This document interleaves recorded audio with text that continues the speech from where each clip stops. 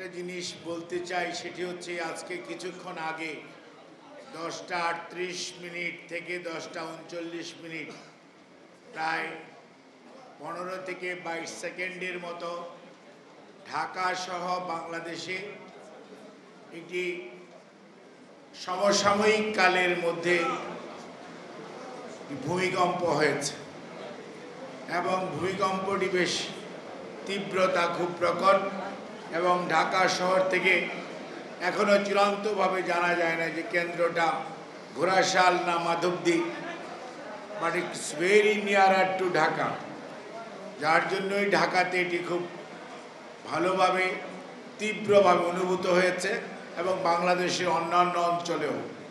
সেই সাথে গত কয়েকদিন যাবৎ আজকে সকাল থেকেই আফগানিস্তান, পাকিস্তান এবং পশ্চিমবাংলা সহ আশেপাশের অঞ্চলে কিন্তু ভূমিকম্প হচ্ছে। কাজেই অবস্থায় ইতিমধ্যেই প্রাথমিক ধারণা যেটা পাওয়া গেছে, ইতিমধ্যেই হয়তো আমাদের একজন শহীদ হয়েছে, অর্থাৎ মিটফোর্ড হসপিটালে ঢাকা বিশ্ববিদ্যালয়ের কেউ কেউ আতঙ্কিত হয়ে ছাত্রদের কেউ কেউ বিল্ডিং থেকে জাম দিয়েছিল, তারা আহত হয়েছে।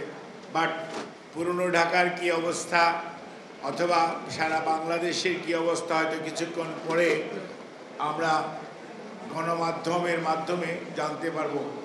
যারা ক্ষতিগ্রস্ত হয়েছে, যারা শহীদ হয়েছে, আমরা যারা শহীদ হয়েছে তাদের আত্মার মাগফিরাত কামনা করি। যারা ক্ষতিগ্রস্ত হয়েছে এবং আহত হয়েছে তাদের সুস্থতা।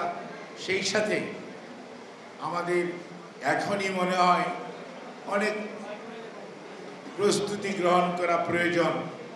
আপনারা জানেন যে জলবায়ু পরিবর্তনের এই জন্য একটি সম্মেলন হচ্ছে ব্রাজিলে এবং সেখানে খুব বেশি রেসপন্ড সারা পৃথিবীর যারা জলবায়ু পরিবর্তনের জন্য দায়ী যে সমস্ত উন্নত দেশ, তাদের রেসপন্স ঠিক ততটুকু নাই।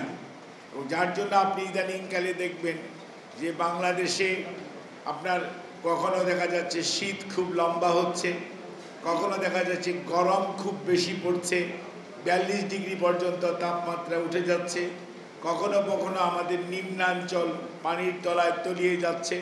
অর্থাৎ আমরা যারা 20, 25, 50 বছর আগে যে ভূ রাজনৈতিক এবং জলবায়ুর যে অবস্থা ছিল, তারা কিন্তু এখন বুঝতে পারছেন আগের আর বর্তমানের পরিবর্তনটি।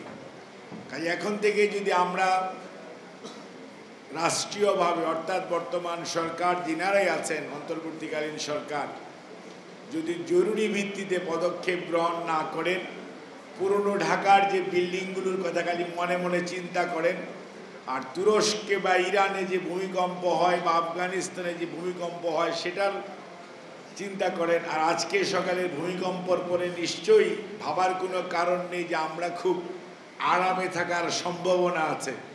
কাজেই সার্বিকভাবে আমি সরকারকে এবং সেই সাথে সচেতন সকল মানুষকে এবং এটার সাথে বিশেষ করে জিওলজিক্যাল সার্ভে এবং যারা বিল্ডিংয়ের ডিজাইন অ্যান্ড প্ল্যানিং করেন, সব কিছু মিলিয়ে আমার মনে হয় this is the right time. আর বেশি দেরি করলে বড় ক্ষয়ক্ষতি হয়ে যেতে পারে, তার থেকে যাতে কম ক্ষয়ক্ষতি কীভাবে করা যায়, আর আল্লাহ রাব্বুল আলামিনের সাহায্য এবং সহায়তা এবং নৈতিক শিক্ষায় আমাদেরকে এমনভাবে শিক্ষিত হতে হবে যাতে আমরা যাতে ভুলে না যাই যে আমরা সবাই এক সময় ফেরত যেতে হবে।